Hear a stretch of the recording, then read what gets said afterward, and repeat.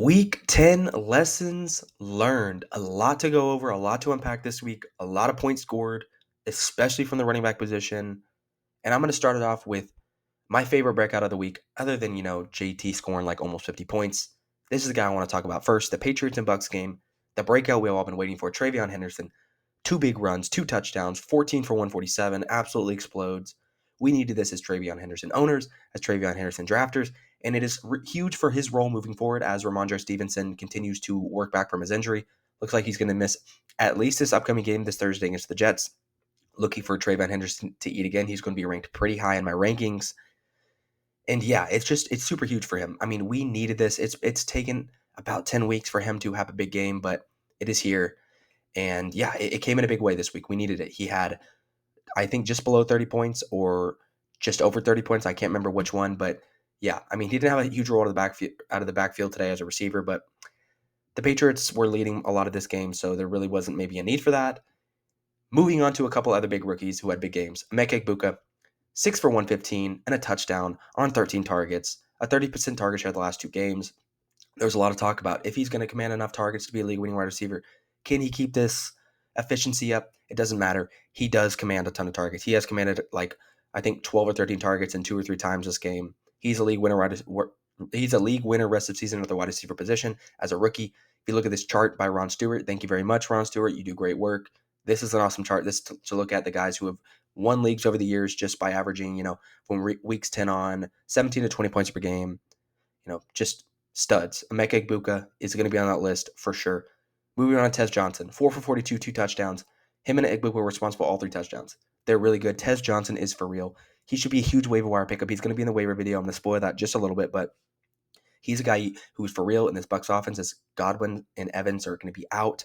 Bucky is also missing time. He's going to miss again this next week, so they're going to lean more on these two guys. And K. Dotton as well. His role has expanded every single week since Evans and Godwin have been out. It expanded last year when Evans and Godwin were out. Just below 26% target share, just below 60 yards per game, 12 points per game in the last 4 weeks. Top 12 tight end weekly, easy for me, as long as both Godwins and Evans are out. He hasn't even scored a touchdown in that span. He had his best week this past week. He looks really good in this Bucs offense, and they're going to lean on the pass, especially them playing from behind a little bit more than usual. So the last thing I want to touch on with the Patriots is rookie Kyle Williams, 3rd-round pick, comes up with a big 72-yard touchdown. He only has 2 targets, though. We'll see if he just gets sent to the shadow realm with Kayshon Boutte coming back from injury. I don't know exactly how long he's going to be out, but we'll see if his role expands moving forward. I mean, he was a good prospect, I think. He's a guy I was super high on, so you never know. I mean, he's pretty explosive. He brings a different element to this team, so I'm curious to see how that looks moving forward. Colts and Falcons. Of course, Jonathan Taylor scores like 50 fantasy points this week. He continues his RB1 in fantasy, one of the best seasons we've ever seen in fantasy from a running back. 8th best since 2011. He's on that list twice, by the way, of performances in a single game since 2011. He's the only person to be on the list twice. On the other side, a guy who's it's a little bit annoying. Bijan Robinson gets both of the goal line carries taken by Tyler Algier. All 3 inside the 10 were taken by him in 5-1 in the last 10 games. I don't love that. Bijan Robinson hasn't scored a touchdown in the last couple of weeks. Algier just got like 6 less carries. It's super weird usage. Just give the ball to your best player. It's Bijan Robinson. I don't get it. It doesn't really make any sense to me, but moving on to the Colts side. The Colts standout wide receiver again this week, Alec Pierce. He has led the Colts in targets and receiving yards per game and fantasy points per game the last, I think, 4 weeks, I believe. He's been really, really good. His target share has been up there. He's just going to be a nice boom-bust flex play week to week, especially in deeper leagues. So a guy, if he's on your waivers, you're going to want to look to pick up. Michael Pittman had a down game. I'm not really worried about him moving forward. He's a wide receiver 1 on this team. Tyler Warren is the guy I really want to talk about because he just showed why he is elite as a rookie. Falcons give up literally nothing through the air, give up nothing to tight ends. He casually goes for his best performance on the year. 10 targets, 8 for 99. He's a top 3 tight end rest of the season. It's not even a question, especially with Tucker Kraft going down. It pushes him up even more, and he's just really good. His role is going to expand. Tyler Warren's going to have big games ahead. Just wait for when he scores a couple of touchdowns and has a performance like that. The Bears and the Giants. Jackson Dart is him, of course. Has an unbelievable fantasy performance before he goes down with a concussion, and he will likely miss week 11. That's super annoying. I really wish he would slide and protect himself more. I know that the Giants coaching staff has been running him a lot, which is probably what got Brian Daboll fired a couple of days ago, or I guess yesterday, I should say.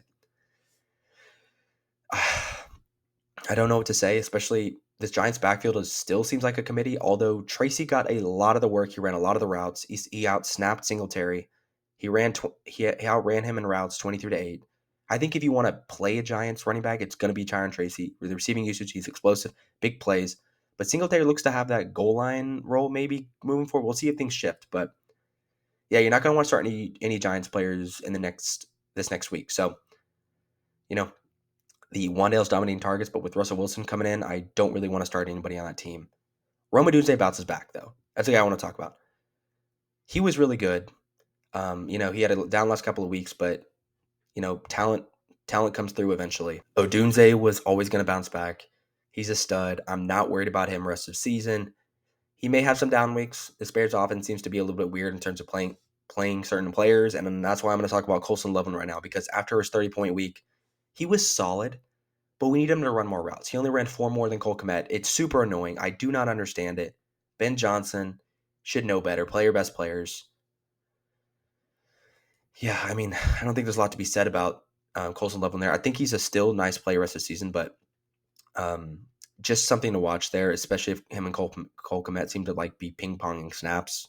Luther Burden is going to be the biggest waiver wire pickup of the week, and I'm going to spoil that just because I want to talk about his significance. And if DJ Moore goes down with an injury and is out for a significant amount of time, I think that Luther Burden could be a really good play down the stretch. 3 for 51, look good on his routes. Just looks really good after the catch. He's a monster after the catch. He's like a mini DJ Moore, early in his career. Just a really good player. The most significant thing I think that I took from this game was Kamanunga had a really good week last week, a really big week, just below 200 total yards. But Swift is the guy in this offense. He's going to dominate the backfield. They split carries inside the 10. It doesn't really matter, though. Swift is the receiving back. He's going to run the routes. Manunga's a great handcuff, though, but I think it just shows that DeAndre Swift is going to be the starting moving forward. Ben Johnson's not going to deviate from it. This team is starting to really get going on the ground. This team is starting to open things up on this offense. So DeAndre Swift is just going to be a nice high-end, mid-end RB2. So just something I think that a lot of people were curious about if Manunga was going to have a bigger role. Nope. DeAndre Swift is the guy in this offense. Bills and the Dolphins. Probably the most surprising outcome of the week. The Dolphins dominate the Bills. This was weird. But Devon Achane was the star of this game. It shows exactly why he's going to be climbing into the tier of, I guess I should say out of the tier of the James Cook and the Josh Jacobs of the world. His receiving usage, it's like a 20% target share every single week. It's ridiculous. He's like a wide receiver, and then he's ripping off 60-yard touchdown runs, scoring touchdowns out of the backfield. Devon Achane is averaging 21 points per game. He's going to have these spike weeks, which separate himself from most running backs, and I'm going to put him in that tier with Jahmyr Gibbs and Bijan Robinson. They're going to be a tier of their 3 there. They're really good, but, Achane, it just shows exactly why this past week, why he's an elite running back in fantasy, because of his receiving work out of the backfield and the big plays that he can rip off because of his speed. Jalen Waddle dominates the targets once again, not a surprise. He's a high-end wide receiver 2 every week for me, kind of like I said a couple weeks ago when Tyreek Hill went down. He's averaged 16 points per game since the Tyreek injury. Just a really good player. James Cook, really quick though. Like we talked about, his route participation has been criminally low. It still was criminally low this past week, but he finally commanded 5 targets. That's 4 or 5 more than he's gotten the past 3 or 4 games. But when the Bills are a negative game script, fantasy points are weirdly hard to come by for James Cook, and I don't understand why. This offense sputtered again, in a weird game where they should have won. They should have beat up on the Dolphins, especially running the ball. But that's something to look forward. If James Cook's route participation is not going to bump up moving forward, I think that we might have to move him down or just have lower expectations for him. So yeah, I think that's another that's 3 weeks in a row we had to talk about James Cook. But Dalton Kincaid was banged up. The reports are saying he already missed week 11. That's not good. I'm not worried about Josh Allen, who kind of had a down game, but Dalton Kincaid is a guy that was having a good year, banged up again. And it looks like Dawson Knox, Jackson Hall was getting some run, but that's kind of neither here nor there. You probably don't want to own any of these guys. The Bills' receiving options aren't great. Shakira will dominate targets, but Dalton Kincaid was having a good year, and that hurts the Bills a ton. The Ravens and the Vikings, an ugly game on both sides. Because Lamar and especially JJ McCarthy, which is concerning, just were not very good. The clear RB1 in Minnesota, though, is Aaron Jones. He outsnapped Mason 46-16, making Mason just a handcuff. 69% of the carry share, 14 plus percent target share, and is running all of the routes. This is what we want to see. I kind of was hoping that this would happen down the stretch here. Aaron Jones is the more explosive option. He's a better option out of the backfield, and I'm hoping that he can be really, really good moving forward because Aaron Jones is a good running back, and it kind of was a question mark, him splitting work with Jordan Mason, but we'll see if this sticks. But I think Aaron Jones is like a really good mid to hot to low end RB2 each and every week. Derrick Henry and Zay Flowers will be fine. They had down weeks. Zay Flowers, I can't seem to find the end zone though. Derrick Henry's touchdown was stolen by Justice Hill. Better days are to come. Trust me, they will be fine. I'm not worried about them. But Jefferson and Addison, they both had 10 plus targets. Jefferson had his worst game of the year. It just did not seem to matter, though, with all those targets going to both of them. McCarthy looked really bad. I'm concerned about this Vikings offense. They don't seem to be clicking. Jalen Naylor led the team in receiving yards, had the long receiving touchdown. This is concerning. JJ McCarthy has struggled, like, with the exception of, like, 2 quarters this entire year. 3 quarters, maybe. He's not looked good, and it's going to significantly hurt Justin Jefferson's outcome in fantasy points this year. So that is something to really, really watch moving forward. And he may be moving down rankings depending on how McCarthy looks this next week. The most boring matchup of the week, the Jets and the Browns. Both QBs in this game. Well, first of all, the Jets threw 11 times. They threw for like less than 70 yards. It's disgusting. Garrett Wilson is out 3 to 4 weeks. That's a killer, but he had like 3 targets. He had no points in this game before he left with an injury. Yeah, Justin Fields, he's unplayable. He's unplayable. Anybody except for Breece Hall is unplayable on this team. Even Breece Hall like barely saved his day with that long receiving touchdown because he is really good. Like the Jets forget that Breece Hall is a really good receiver. I think Ryan Heath made a tweet that if the Jets should use Breece Hall like the Dolphins used Achane, but they lack the imagination. That is so perfectly stated. I mean, the Jets are super incompetent. They're showing once again why they are an incompetent coaching staff and organization in general. They should rest Garrett Wilson the rest of the year. I don't really want to see him play in this offense. I don't want to see him, get hurt anymore. So, yeah, there's really nothing to be said about the Browns, really, except for they're feeding their best players, other than what the Jets are doing. Quinshon Judkins leads the backfield, 88% carry share, and Harold Fannin seems to have been given the keys at tight end. I mean, David Njoku played, but he ran 10 more routes, 70% route participation to Njoku's 60%. Yeah, Harold Fannin, I think going forward is, especially if they change quarterbacks, I think it may be even better for him. But Dylan Gabriel seems to lock on him. Harold Fannin gets open. Harold Fannin is a back end, tight end 1, low end, or high end tight end 2 moving forward. It's just on the Browns. It's what sucks because there's no hope for their quarterback play at the moment unless someone magically steps in. So let's move on to the next game. Let's talk about the Saints and the Panthers because this one will surprise me a little bit. Tyler Shuck was pretty good in this game. I know it was against the Panthers, though, but he finally got the ball to Alvin Kamara. Kamara had 25 touches. He struggled. His snap share has been down.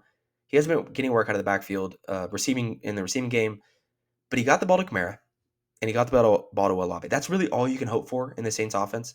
Juwan Johnson had a pretty good game, but Olave had 5 for 104 and a long touchdown. He had 8 targets. But yeah, it's just good to see. Kamara's snap share went up again to 64%, and if this can continue moving forward, if Kellen Moore can, elevate Tyler Shuck just a little bit to where Alvin Kamara and Chris Olave can be somewhat valuable. I think Olave's shown to be valuable, but Kamara specifically, we'd love to see it moving forward. Things have to be coming to an end for Bryce Young. Unfortunately, 124 passing yards just isn't going to do it. I'm leaving the light on for Ted McMillan, though. He survived the day with 11 points. He has a really, really big target share. He's dominating targets. I'm not worried about that, but Bryce Young has just been so bad. Andy Dalton was bad when he stepped in. There's not a lot of hope there. There's not a ton of hope there. Rico Dowdle, of course, is the workhorse. He gets home again, gets all the work in the backfield. He's going to have the same role. He's a fringe RB1 week to week, and I'm, not worried about him. But Bryce Young, man, it's sad to see the era is coming into an end, and they are probably going to be in the market for a quarterback either in the draft or in the offseason. So that is something to watch. The Texans and the Jags, my favorite game of the week. I'm biased. Texans come from behind 19 points down in the fourth quarter, saved the season. I really hope this is a turning point for the Houston offense. I saw a ton of great things. They just peppered Nico Collins. 15 targets, 34% target share. Woody Marks This could be the turning point as well for him. He outsnapped Chubb 60 to 10. That's what you want to see. He got the backfield to himself. He's explosive. He's the better running back in general, in my opinion. I think everybody else would agree. While all this was cool, though, Jalen Knowles still ran fewer routes than the other Texans wide receivers. It didn't make any sense. He commanded he commanded 4 targets to Christian Kirk's and Hutchinson's 4 combined. Super criminal. I do not understand why they just will not play Jalen Knowles. They're playing Jaden Higgins, though, at least. He seems to be making some plays, but Jalen Knowles was shown to be the better rookie wide receiver. It doesn't make any sense. The Jaguar side of the ball was pretty ugly. ETN is like the only one I'm interested in. He's got the same role, getting involved in the receiving game. He has a 13% target share over the last 6 games. Going to be like a mid RB2, I think, week to week. This is a bad matchup versus Houston, but he got home with a touchdown, so that was good to see. Parker Washington was being involved in a big way, and with BTJ coming back and Jacoby's Meyer role growing as he gets acclimated, I just think he's going to be, you're not going to really want to put him in your lineup. He's a good stash, though, especially if BTJ's injury is to linger any longer. Parker Washington seems like a pretty good player. So, T-Law, Trevor Lawrence, I don't know if his job is safe to come this offseason. I think that Liam Cohen looks to be done with him. He's super frustrated with the way he's been playing in this offense, and this is a mess. The Jaguars seem to be a mess again after looking pretty decent. I think they were 5-3 coming into this week, and they took down the Texans at 6-3 and a pretty good spot in the playoffs. So, yeah, the Jags offense is a little gross, but the Texans seem to save their season and see if they can keep it up when Stroud comes back in. Moving on to the later afternoon slate of games, we have the Seahawks and Cardinals, which wasn't competitive. Seahawks dominate the Cardinals. It was like 28-35 nothing at halftime, something like that. The game was over before it even started. Jason gets home. He had like 4 for 84 like in the first quarter, and it seemed like he even barely played. He had a 50% target share. I think Sam Darnold threw the ball 12 times. This Seahawks offense is humming. It's a really, really good matchup, a really, really, really fun game this week against the Rams. It's going to be probably the game of the week, I think, especially the way that both of these teams are trending. Walker outsnapped Charbonnet by 4. He ran more routes, but Charbonnet got in the end zone.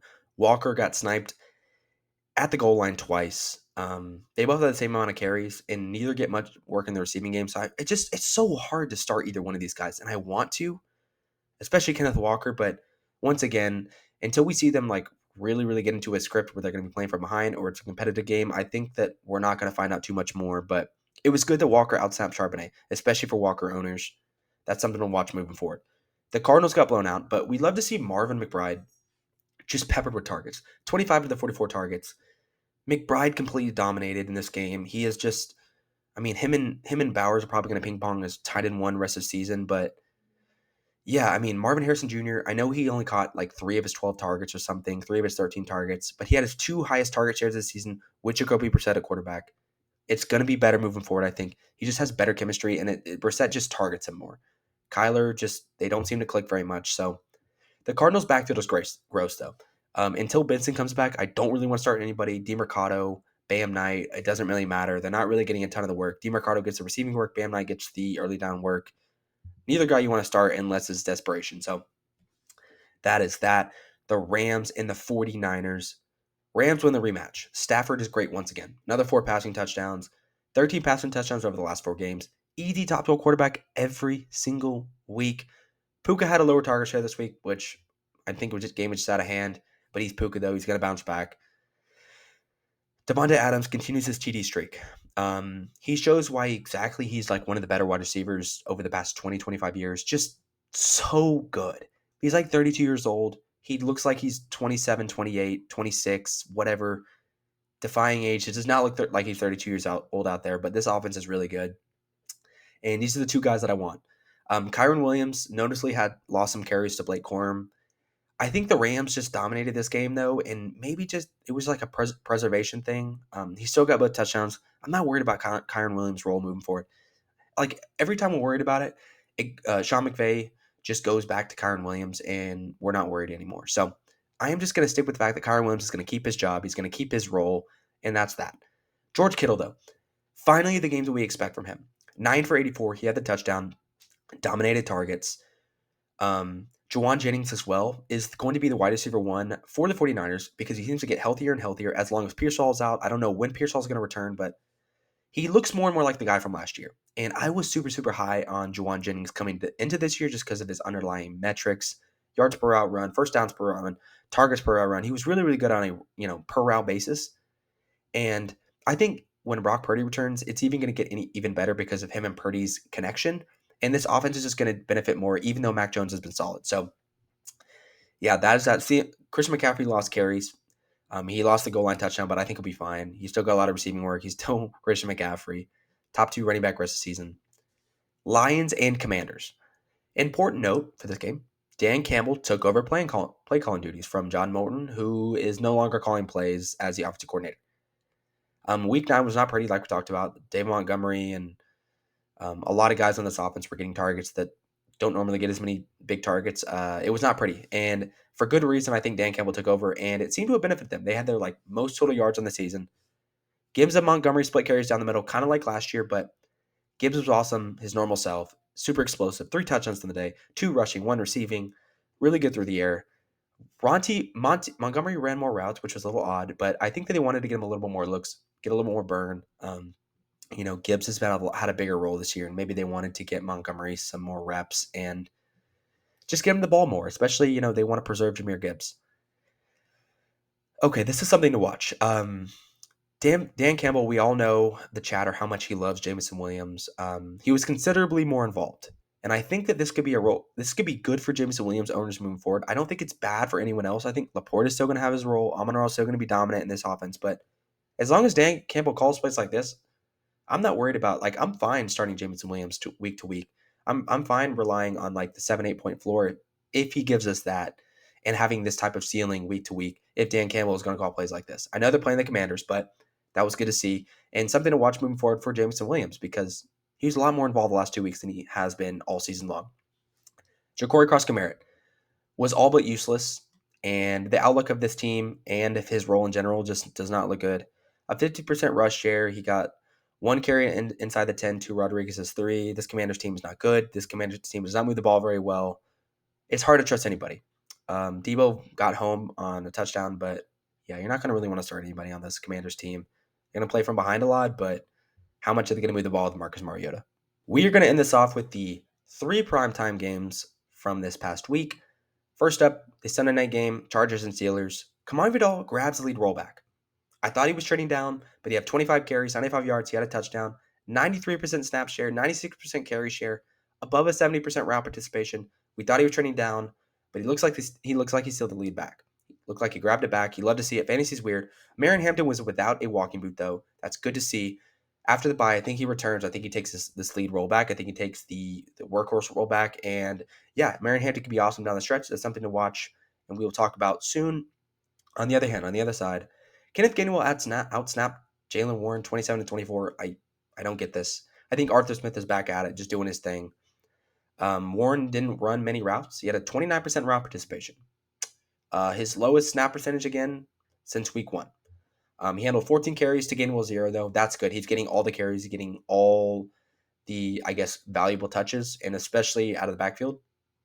So, yeah, other than that, DK Metcalf is the only guy you want to start, and he's super volatile. This Steelers offense is not very good. So, not a lot to talk about there, but Ladd McConkey, who knew? After the first 4 weeks, everybody was panicking. He's like the wide receiver 3 on the Chargers. No, 170 yards and a touchdown. He's really good. There's a reason why he was so good in his rookie season. We don't need to be worried about guys like this, unless you're Brian Thomas Jr. But Ladd McConkey, man, he's just a stud. He commands targets. He has a good quarterback attached to him. Talent is going to shine through, and sometimes we have to trust it. Ladd McConkey, it took 4 weeks to have that question answered, but he seems to be back to his old self. Oronde Gadsden, though, he's banged up in this game. I got a little worried. I'm not going to lie. The MRI came back negative and is just a bone bruise, which is the best news possible. He's day-to-day. I have high hopes for him the rest of the season. I think his role is still going to continue to be there. He had the route participation. He had the snap share. Not worried about Oronde Gadsden. As long as he's healthy, he's an easy play, top 6, top 7 tight end week to week. Broncos and Raiders, the worst game of all time. Only notable takeaway is Chip Kelly is doing this fraudulent act of Tyler Lockett, Trey Tucker, backup tight end Michael Mayer receiving more targets or as many targets as Brock Bowers. I don't get it. Brock Bowers breaks the planet 1 week ago, and then the next week he's like, oh, you know what? Here's 3 targets, 1 catch. Whatever. I don't get it. Brock Bowers is awesome. Just throw the ball to him, especially if you're the Raiders. You don't have many options other than him. Stop throwing the ball to Tyler Lockett and Trey Tucker and the backup tight end of all people. The biggest note other than that, though, was the emergence of Troy Franklin and this effect on Cortland Sutton, because I think he's been a little bit of, like DK Metcalf and Jamison Williams, like the king of volatility. But Troy Franklin has out-targeted Sutton 37-26 over the last 4. Maybe a shift is occurring. I don't know. Sean Payton's really weird. He's also weird because Tyler Bede barely trailed RJ Harvey in snaps and routes. He's still not using RJ Harvey. Once again, we cannot start RJ Harvey. He was running hot on touchdowns, but we saw once again this week that he was subjected to not much of a role and like below a 30% snap share. Genty route participation is at least climbing. Not many good things to take from this game, but Achane Genty's role as a receiver is going up. Let's throw the ball to Brock Bowers more. Get the ball to Achane Genty. Okay, Raiders. Eagles Packers. Another boring game. 10-7, no offense at all on either side. AJ Brown disappoints again. I don't know what's going on. I don't know if he's hurt. I don't know if he's checked out. I don't know what it is. Devontae Smith gets home though. But yeah, Devontae Smith looks to be the wide receiver 1 on this team until we see otherwise. I don't understand what's going on with AJ Brown.